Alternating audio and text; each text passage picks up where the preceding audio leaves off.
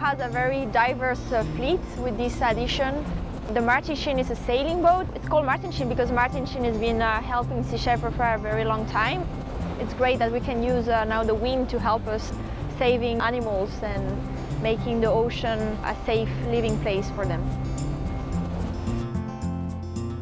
During this trip, we've been departing Hawaii and we're going to Los Angeles. We are crossing one of the anticyclones of our planet, and in the middle of these anticyclones there is no wind, and that's where you can find the vortex, which are big zones without any winds where all the currents spin around, and that's why we can find lots of concentration of pollution and plastic. Since we were going through the middle of them, we're taking samples of the seawater and samples of the surface of the water to see how big is the concentration of the plastic and how polluted are our oceans. It's very different than the direct action campaigns that Sea Shepherd does in Antarctica.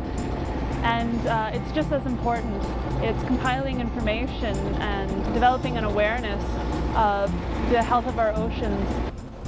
I've noticed a lot of plastic floating in the ocean, which didn't really surprise me. Granted that there's so much plastic used today in modern society, what did surprise me was that even out here in such an isolated place, there can be so much plastic.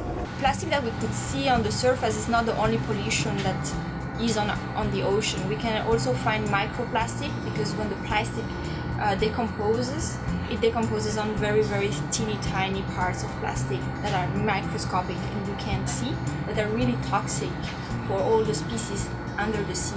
The fishes would eat them and all the food chain would be contaminated, the humans too.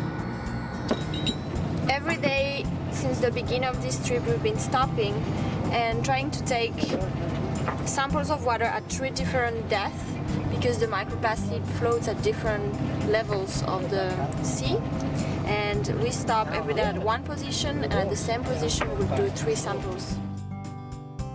So we use this mounted device every day in specific locations. We lower it in the water and tow behind the boat to collect plastic pollution data in our oceans. There are definitely plastics in the ocean, and we would catch anything that was on the surface only, ranging from plastic debris from land, fishing line, and everything you can imagine. It's out there in the middle of nowhere.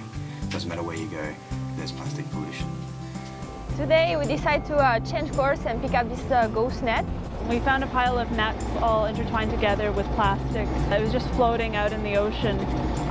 It's an example of many things, many pieces of plastic that have just been blown off of boats. So many animals could get stuck in the net and not be able to breathe, not be able to swim, and die. And so it's a hazard for many wildlife in the ocean. So this is an excellent vessel for the campaigns that we are doing. Being a sailboat, we can pretty much go anywhere in the world. It's just very strong, and if there's no wind, we've also got engines that we can power along with. For collecting data, it's great because it doesn't interfere with any of the equipment that we use to collect the plastic pollution data, and she runs on wind. Thank you, Martin Sheen. Thank you, Martin Sheen. Thank you, Martin Sheen. Thank you, Martin Sheen. Thank you, Martin Sheen.